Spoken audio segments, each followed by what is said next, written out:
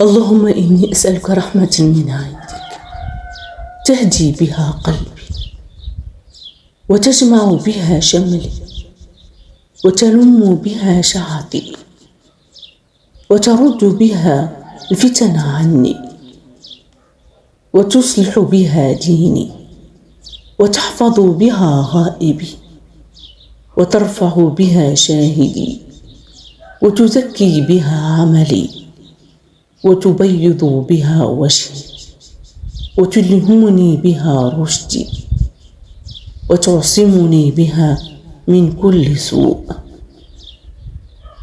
اللهم إني أسألك إيمانا خالصا يبشر قلبي، وأسألك يقينا صادقا حتى أعلم أنه لن يصيبني إلا ما كتبت علي، والرضا بما قسمته لي.